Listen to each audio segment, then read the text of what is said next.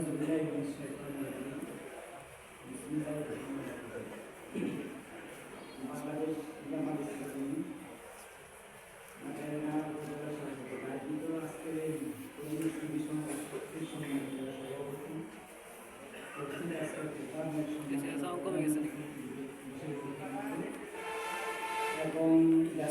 Sound হবে বুঝা যাচ্ছে না। এবং একান্ত প্রিয় বাংলাদেশ জামাত ইসলামী ভাই ভাইরা এবং ছাত্র সমাজের কান্দারি ইসলামী ছাত্র শিবিরের সম্মানিত কর্মী ভাইরা এবং মাইকের আওয়াজ যেখানে শুনে যাচ্ছে সম্মানিত মাটিয়াঙ্গাবাসী সবাইকে ইসলামিক কায়দায় সালাম জানাচ্ছি। আসসালামু আলাইকুম ওয়া রাহমাতুল্লাহ। ওয়ালাইকুম আসসালাম ওয়া রাহমাতুল্লাহ। আজকে আমরা আমাদের অতিথিবৃন্দের কাছ থেকে আমরা বক্তব্য শুনব। আমি তার দুইটি কথা বলব। বাংলাদেশ জামাত ইসলামী এর আসলে কি? আমরা যখন জামাত ইসলামের নাম শুনি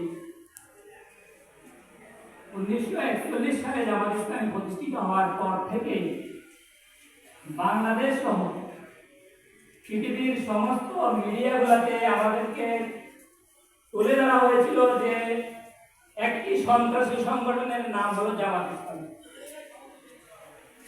একটি জঙ্গিবাদ সংগঠনের নাম হলো জামাত ইসলামী।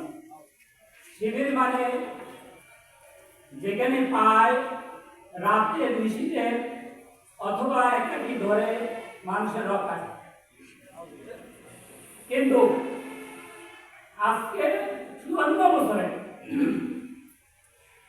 বছরে কেউ কি প্রমাণ করতে পারছে যে শিবির রক কাটে? শিবির রক কাটে কার কাটে? শয়তানের রক কাটে।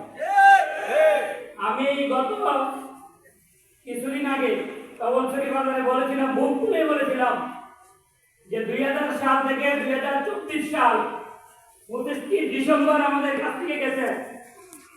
আমাদের বন্ধু সংগঠনের যারা আমাদের সাথে বিভিন্ন সংগঠন করেছেন, আমি নাম বলবো না, কেউ কেউ ক্ষমতায় ছিলেন দীর্ঘ 15 বছর, যে আপনার নাম বলুন যে আপনাদের ছাত্র সংগঠন থেকে 2 জন ছেলে যে আজকে সমাজের প্রতিষ্ঠিত হয়েছে, সুশিক্ষিত হয়েছে, যাদেরকে নিয়ে আপনি গর্ব করতে পারবেন।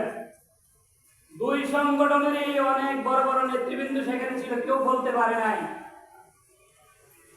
তারা পেরেছে, তারা রাজত্ব করছে টেন্ডারবাজিতে, তারা সন্ত্রাসবাজিতে, আরো যা যা আছে অপকর্ম সেগুলোতে।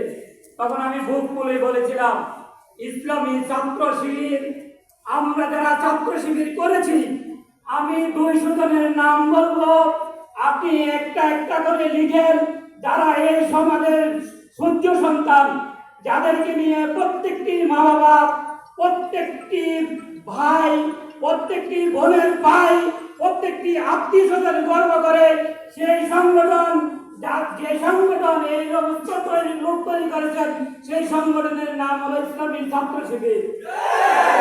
আমি বলেছিলাম আমরা ব্যবসায়ী তৈরি করেছি, আমি বলেছিলাম আমরা বিসিএস ক্যাডার তৈরি করেছি। আমরা করতে পারছি কিনা আপনারা আপনাদের প্রমাণ এখান থেকে নিয়ে যান। আর জামাত ইসলামী হলো ছাত্র শিবির থেকে যে পড়াশোনাগুলো আছে সেগুলোকে একটু আবার তৈরি করা। সম্মানিত উপস্থিতি, সময় দিচ্ছি 2 মিনিট, আমার 2 মিনিট শেষ। তারপরে একটি কথা বলবো, গায়ের জোরে কখনো ক্ষমতায় আসলেও ক্ষমতায় বেশি দিন টিকে থাকা যায় না। যদি ক্ষমতায় টিকে থাকতো, সেভাবে যদি টিকে থাকতে পারতো, তাহলে ফেরাউন কিয়ামত পর্যন্ত ক্ষমতায় থাকতো। যদি সেভাবে টিকে থাকতো, তাহলে এই যুগের ফেরাউন শেখ হাসিনা এখন বাংলাদেশের মানুষ থেকে যেত না। বাংলাদেশের মানুষ প্রমাণ করে দিয়েছে এই জমিন ইসলামের জমিন। এখানে যারা ইসলামের সাথে বেয়াদবি করবে, এখানে যারা ইসলামী আন্দোলনের সাথে বেয়াদবি করবে, তাদেরকে বাংলার জমিন কখনো অ্যাকসেপ্ট করবে না। বাংলাদেশ জামাত ইসলামের সকলের মাঝে এই দাওয়াত পৌঁছাচ্ছে। আমরা আগামী কর্মসূচিতে সবাই ঐক্যবদ্ধভাবে থাকবো ইনশাআল্লাহ। ইনশাআল্লাহ। আসসালামু আলাইকুম ওয়া রাহমাতুল্লাহ।